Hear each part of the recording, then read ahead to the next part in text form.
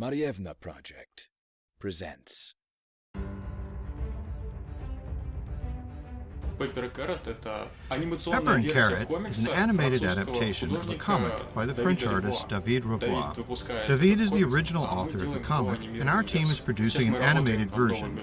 Right now, we are working on a new episode, and it is already at the production phase. I can briefly describe the main steps we go through to make an animation from a comic. First, the director makes a draft animation out of static pictures. Here he defines the duration of each scene and outlines how characters and other objects are moving in the scene. The scene drawn by the author already implies some movement in itself. The director has to analyze this movement and to understand what the author meant by it. At the same time, we record a draft voice soundtrack. We're just reading the text aloud here. Good morning, sir. I would like 8 pumpkin stars, please. Here you are. That's 60 code. Oh, dear. Sorry, I'll have to take only 4. We read aloud and record the words to understand how much time the dialogue will take and get its tempo right. Simultaneously, we select the music tracks. So we create a draft soundtrack and combine it with a draft visual. That's what we call an animatic. It gives us the overall picture and a general idea of what the animators need to do. The potion contest. Lucky me, I still have a whole day to prepare. Let's win this challenge. During this process, we discuss how we can improve some moments that can be perfectly understandable in the original comic, but need some clarification when turned into an animation.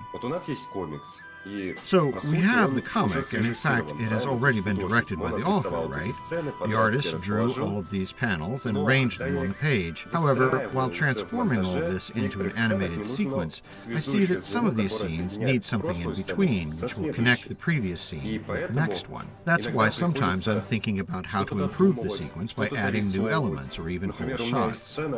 For instance, let's look at this scene with Saffron and the coins. I thought it would be nice to take a close-up and show her tossing them. There's no such frame in the original comic, but it connects the scenes that were there quite well.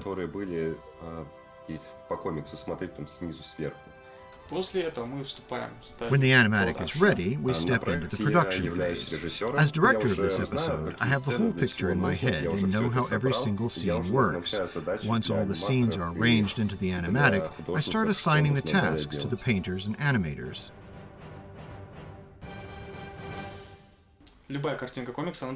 Every picture has to be cut into part. The characters should be separated from the background. Then we must reconstruct missing parts of the characters or objects. Because when the characters are removed from the background, we must fill the empty space left behind them. If a character is meant to move, then some parts of this character need to be reconstructed and drawn by us. For example, in a static picture, the hand of the character might be hidden behind another object. But if the character is moving the hand, then it must also be drawn by us. Another common case is blinking. We have to draw closed eyes, opened eyes, and half-opened eyes. I always try to carefully analyze each shot and formulate the task so that the artist only has to do what's necessary. Because I already know which elements are going to be animated and which are not. So I just say, this part should be separated and that part should not be. This task is done by our painting artist. My task is to draw the missing parts and prepare the artwork for animation. For drawing and editing pictures, we use Krita open-source software. I draw any missing details for the characters, the position of the eyes and mouths, and also draw backgrounds and some other elements. Once that's all done, the animators will be able to create movement out of these artwork elements. In some cases, we have to redraw some frames of the comic, and the changes can be quite dramatic.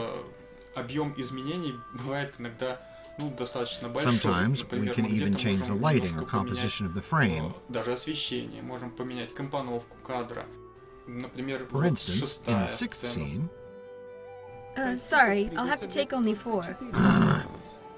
Greetings, good sir. We decided to remove the fruits and vegetables to focus on the characters.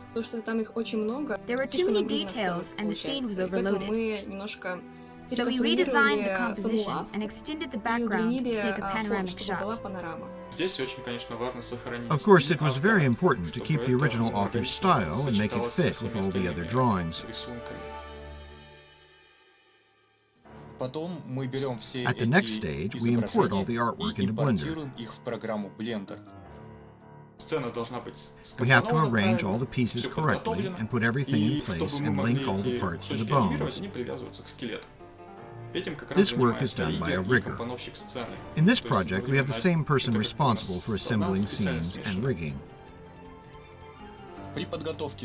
We use the Koa Tools plugin to simplify the process of preparing artwork for animation. The animators do the final version of movement, what you will actually see on the screen.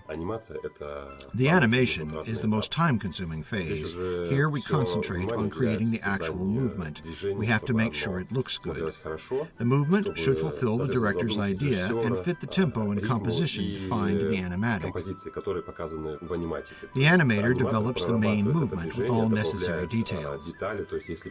If a character is walking, then they have to move their legs, arms, shoulders, and head. And if they're speaking, they must have their lips moving and eyes blinking. The hair and clothes also should move as the character moves. For animation, we use Blender. Blender is known as a powerful open-source software for creating 3D animation and models. But in this project, we use it to create a 2D comic. It suits this purpose quite well, especially being used together with the Koa Tools plugin. There are some more peculiar things in our work. For example, creating special effects with particle systems. There is no point in drawing the smoke when we can create it using simulation in just 2 clicks. We often use particle systems for creating some small effects like dust on the wind, sparkles, etc. They look very good and entertaining on backgrounds. And of course, after the animation is finished, there will be a final voicing. We send the final animation to the actors, who will do the professional voicing. They record the voices, then everything is mixed with the sound effects and music, and then we will have a finished episode.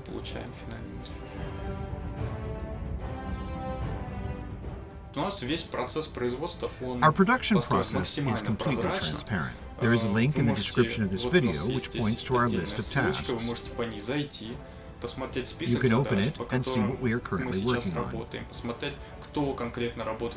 You can see precisely who is working on which task and see the process of work through discussion in its topic. For example, here we can see a task for animation. We can see all the intermediate versions which are being discussed with the director. And here is the final variant. Or here is another example, the task of preparing artwork. There we have a task description which explains how to cut this picture. The artist posts the interim steps of the work for everybody to be able to see, and other team members can discuss it. The director can make corrections here, or say, everything is great. At the moment, we are working on the 3rd episode. This episode is less complicated than the previous one. However, I think that it will take us about 4 months to finish it. We plan to start production of another episode in parallel soon. And which episode it will be decided by the voting of our sponsors who support us on the Patreon platform. We will continue showing our work process in upcoming Backstage videos. Also, you can track our progress by following us on social media. See all relevant links in the description of this video. And that's all for today. Thank you for watching, and see you next time.